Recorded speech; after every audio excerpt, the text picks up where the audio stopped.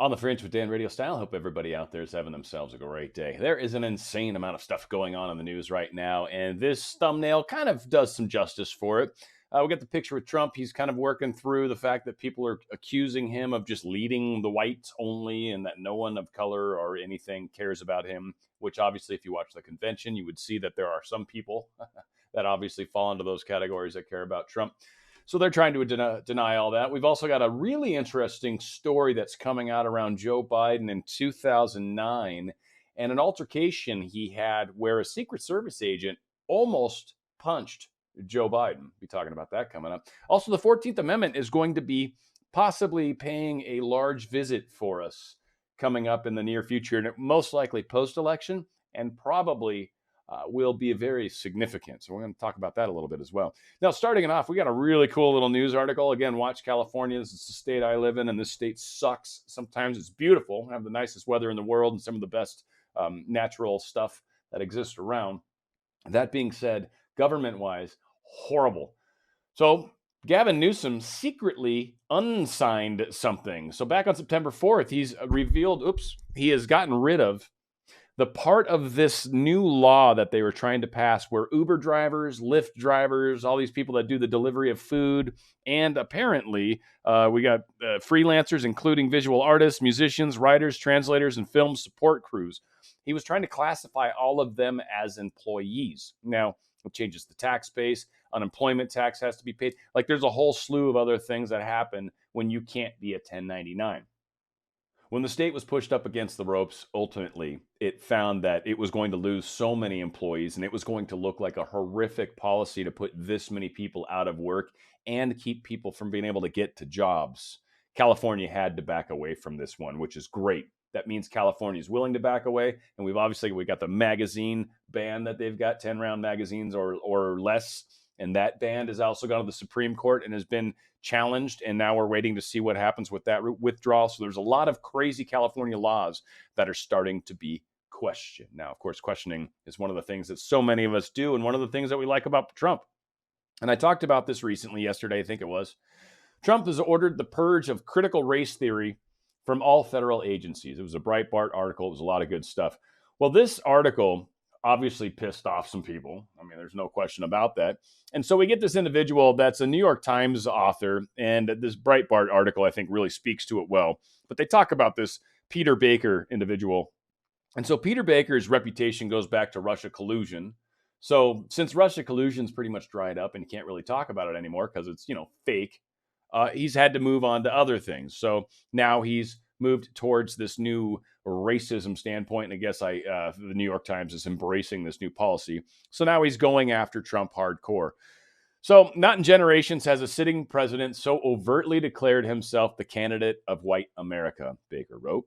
He declined to provide an overt example. No examples whatsoever. This guy just starts citing, spewing blah of the mouth. And this is what we get.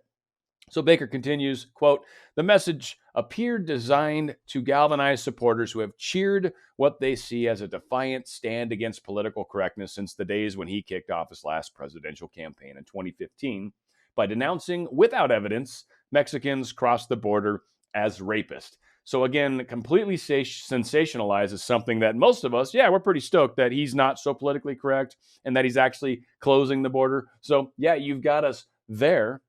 But then you throw that galvanizing terminology that you like to call, and then saying that we're all saying that, just everybody's a racist or a rapist that comes across the border. No, that's not what people are saying. Now, yes, some of them are.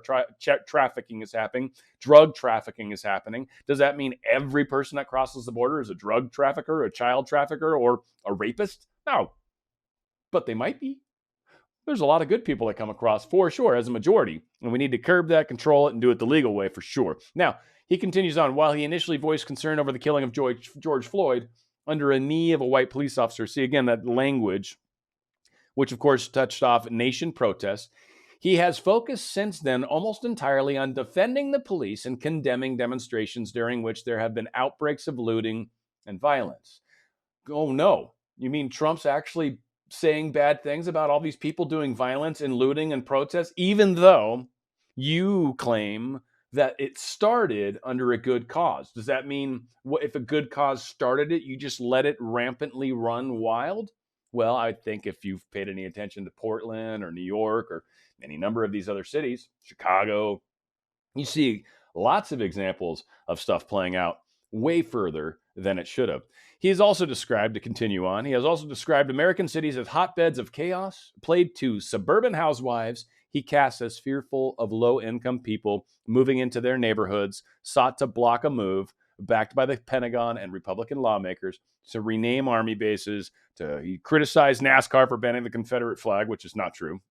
He called Black Lives Matter a symbol of hate, which is true, and vowed to strip funding from cities that do not take what he deems tough action against protesters. Yes, thank you. Can I have another Trump? I don't want your Biden. Send him home. He's a bad, bad man, and he can't even string together a coherent sentence.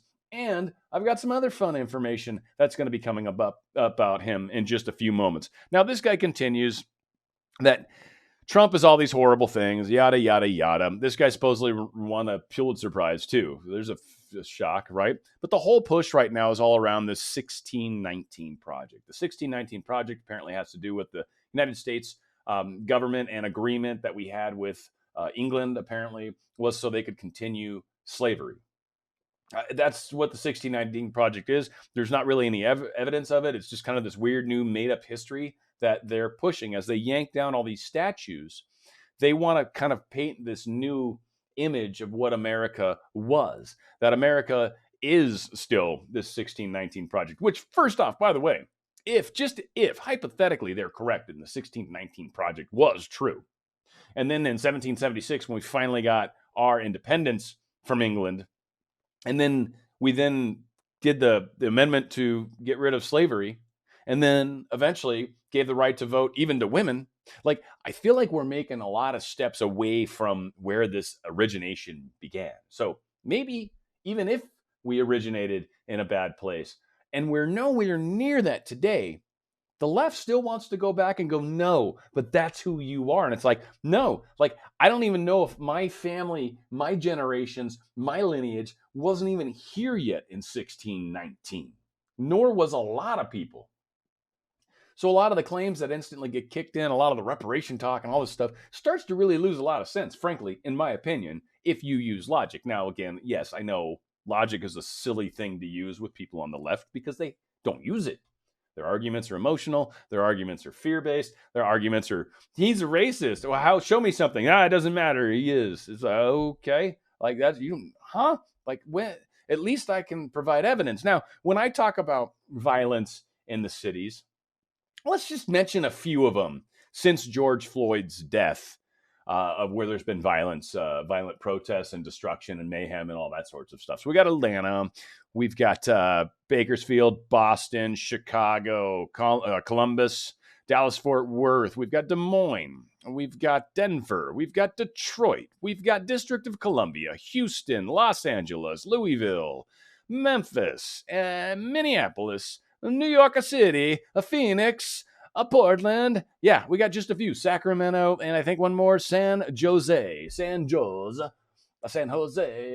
Again, right? This is insane how much violence there is. And this guy's writing articles that Trump's a bad guy for calling it out, that somehow that's wrong to look at the violence and the damage and destruction and the billions of dollars of damage done, and the fear that people have of their lives. And people can't apparently eat dinner anymore because mobs of people will come in and ruin that. And the business that was trying to feed those people now can't do business and has to repair everything. Yeah, no, great. We love that.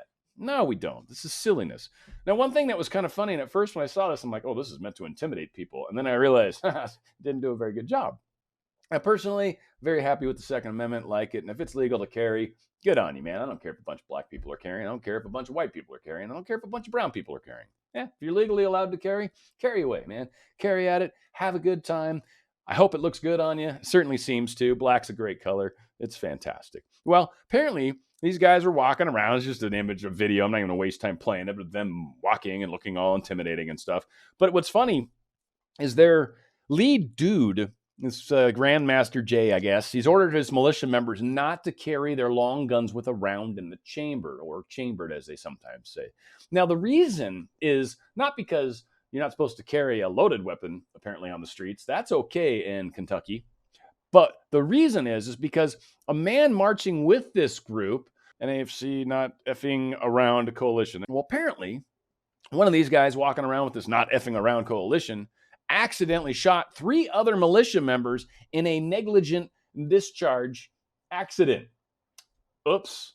Shouldn't do that. There is kind of a funny video of this guy, and I don't think I have it open right now, but it's their leader, and he's talking about a weapon, and he's completely wrong. He's calling it a bullpup. It's an AR-15. He's talking about how when you pull the slide down and you hit the bottom and it closes that lock, it breaks that little pulling the slide down and locking it.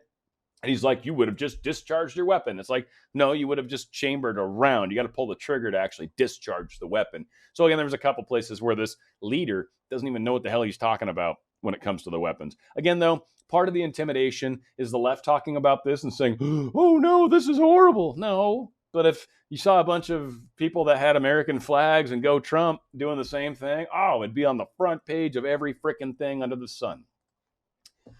One thing that's cool, of course, is a lot of the reasons why we like Trump and we like what he stands for and we like the way his administration tends to operate. At least those of us that are kind of like really sick of this whole PC world, this whole left wanting to tell us everything we can and can't do, what I can and can't eat, where I'm allowed to go, what time of day I'm allowed to go, what kind of car I'm allowed to drive, if I can get there by foot, by boat, by bus. Not sure. We'll have to find out what the state says. For those people, Rick Grinnell, or people that stand against that, tend to make us proud. Rick Grinnell didn't fail to make me happy. That is for sure. So there's some discussion in here, and he wanted to talk about this Serbia-Kosovo thing, which, from a historic standpoint, and he gets into this a little bit. From a historic standpoint, this is a big deal. Like, this war has been going on for like over 20 years. And if you think about how many people that are out making noise and pissed off at the world that are barely even 25 or older, like, right? Like, most of them are probably under 25.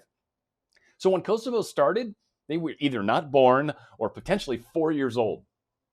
And these people seem to have all this, well, we want to talk about this thing. And this guy's like, dude, this majorly historic thing's happening, and you guys don't even care. It's fantastic. So anyway, let's check this out. It's really cool. Now, clearly you were effective here as the special envoy to these talks between Serbia and Kosovo. But I wanted to ask you about another initiative you led. Last year, you kicked off the Trump administration push to decriminalize homosexuality. Yeah, I'm going to just talk about Kosovo and Serbia. I don't know if you can find it on a map, but this is atrocious. I have to tell you guys, you might be too young to understand what this issue is about. Maybe the older journalists should step up and say, this is a big deal. This is a big issue. I'm astounded at what happens in Washington, D.C., and especially in this room.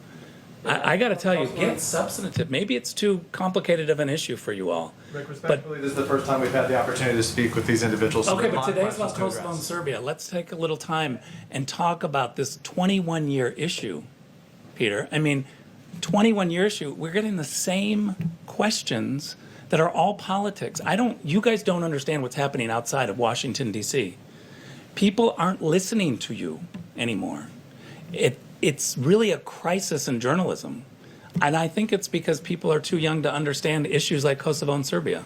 All right, can I ask How about a substantive question? Please? I don't think any of us came here for a lecture about our questioning. Okay, well, I didn't come But the here question to I would not like talk to about ask anything you, about Kosovo the and question Serbia. I would like to ask you is it accurate to say that it's full economic normalization? There was some ambiguity as to whether that is what the deal is about. And What do you mean by full? well, that's the question for you. No. It's a question for you. What's your definition of full? This is economic normalization for whatever the two parties could bring together. So again, they just hate it. And then so he calls them out on it. He's like, well, we weren't here to get lectured by you, blah, blah, blah. And he's like, look, what? And then so he asks another question. He's like, define the words you're using, full. And again, this is a great thing. For 21 years, these two groups, Kosovo and Serbians, have not been able to get along. And here they are at a table talking about agreeing. Now, full agreement, well, what they both can come to and say, yes, I can live with that. Yes, I can live with that. Cool. There's a full agreement. That's what they mean by full. He wants to spin everything. These press want to spin everything off into some crazy, crazy directions. And I think it's one of the biggest problems that they're trying to call out in this particular article. And it's really a good one. So again, a lot of people are being a bit on the difficult side. And, one thing that's really funny too, and this kind of leads into the next story, or totally leads into the next story, the Atlantic story. If so many of us have heard about this, and that Trump supposedly, said a bunch of horrible things about people that are buried military officers and whatnot, right? Like, and it was brought up by a number of people that no, I was with him at the time. That didn't happen. Huckabee, and that the dude Bowen or whatever his name was that wrote the book recently that hates Trump now. Actually, he recently got fired. That whole guy. I mean, again, people have come out and said Trump didn't say that. It was bad weather that day. Apparently, that's why it was canceled. Whatever. But the left can make up stuff all they want. Well, what's funny is the right isn't making this up, and the sources aren't imaginary or totally hidden. I mean, they're not necessarily sharing the names here. But this story is famous to this guy for sure, and he knows exactly who it is. So let's start to paint a little picture about Mr. Creepy Joe Biden.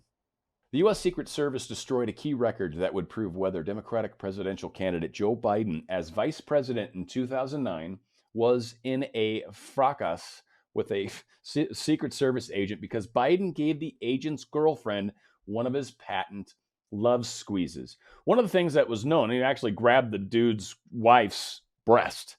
He did a little reach around action, a little, hey now. Well, a lot of stuff started to come out. So the original incident, and this came out back in 2009 from Gateway Pundit, opened it up originally, citing anonymous sources in the Secret Service at the time, which again, left likes to do it, right gets to do it, whatever. At least in this case, you could probably tell who these people are. But the Secret Service agent once got suspended for a week in 2009 for shoving Biden after he cupped his girlfriend's breast while the couple was taking a photo with him. The situation got so heated that others had to step in to prevent the agent from hitting the then vice president of the United States.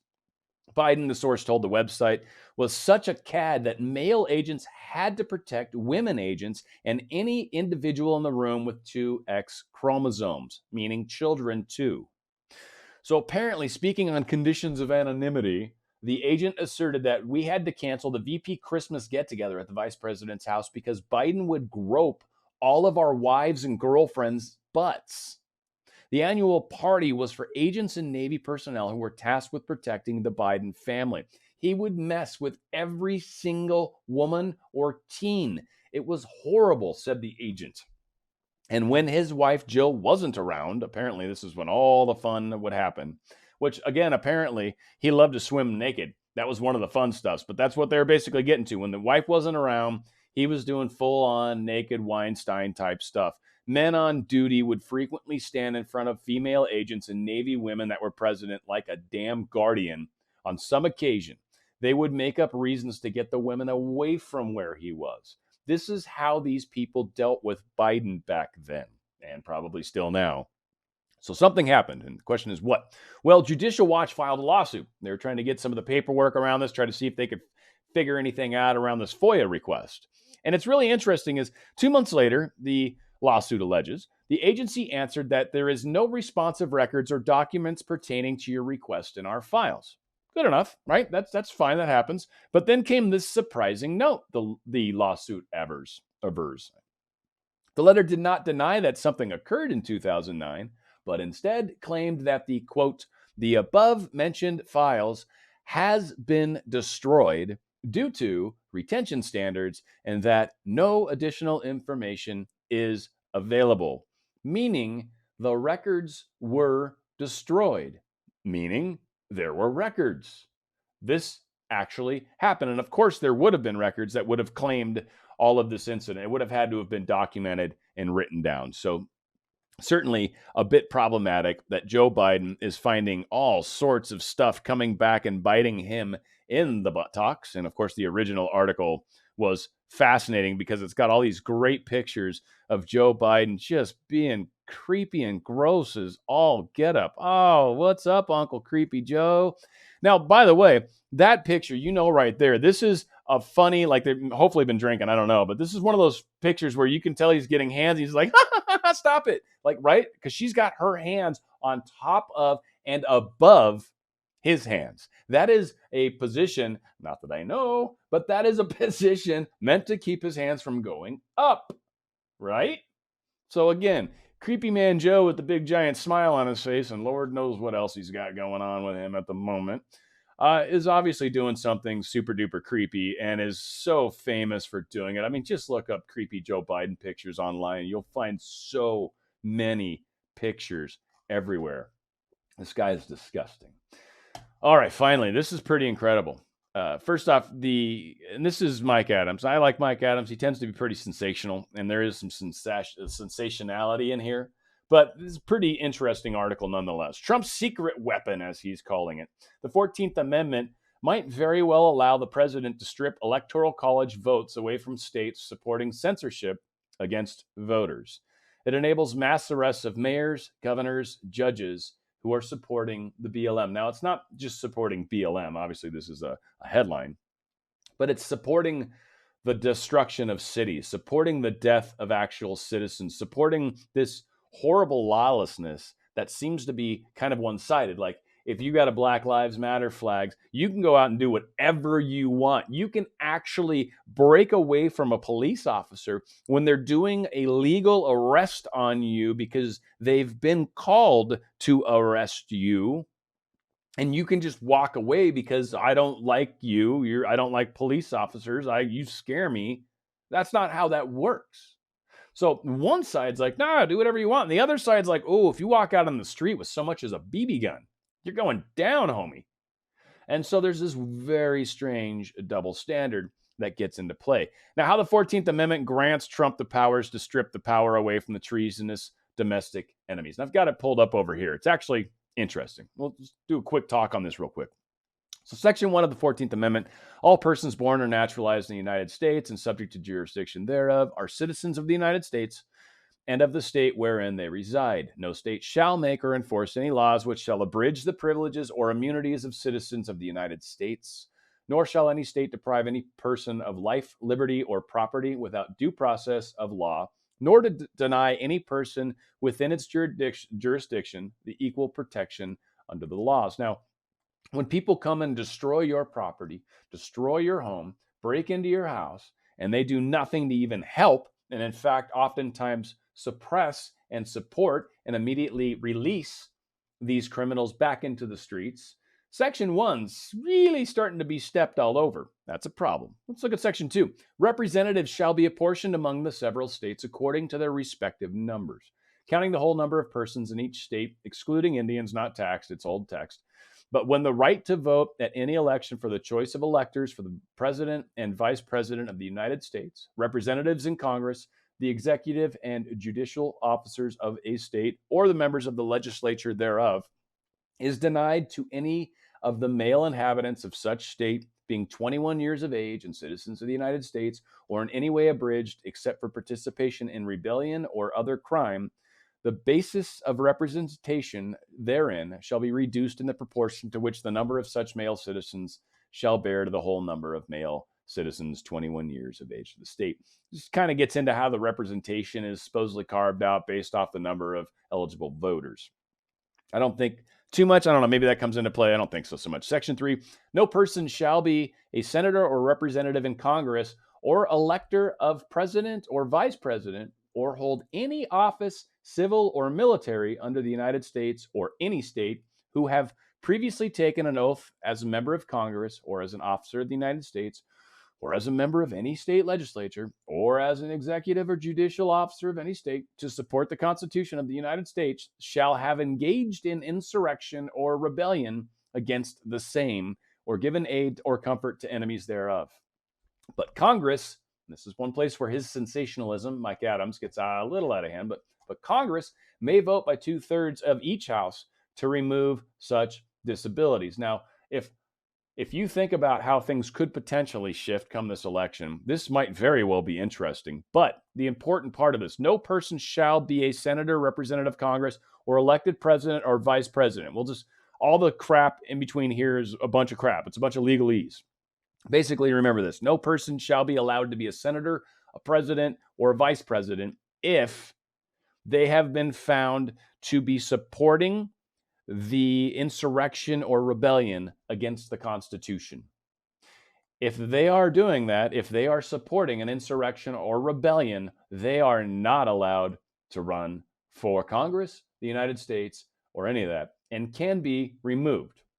Now, it says here by Congress. Again, we've got a little stipulation that falls in further. Also, Section 4, the validity of the public debt of the United States. This is a very good one, by the way. Authorized by law, including debts incurred for payments of pensions and bounties for services in suppressing insurrections or rebellion, shall not be questioned. But neither the United States nor any state shall assume or pay any debts or obligations incurred in aid of insurrection or rebellion against the United States, or any claim for the loss or emancipation of any slave. But all such debts, obligations, and claims shall be held illegal and void. If you think about the states right now that are having problems with their money, this Section 4 heavily comes into play. Trump's basically saying, I'm not giving you money and I'm going to stop funding you. This is what he's talking about. The shutdown, the clampdown is actually starting to happen. Of course, Section 5, the Congress shall have the power to enforce by appropriate legislation the provisions of this article.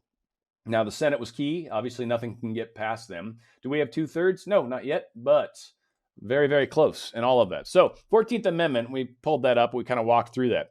So, some of the things that he calls out specifically, the 14th Amendment grants the U.S. president the power to arrest and indefinitely hold all public officials, including mayors, governors, state legislators, federal judges, and law enforcement officials who support rebellion against the United States or who have given aid or comfort to the enemies of America. There is a lot of people in our current government right now that have definitely fallen in line with that.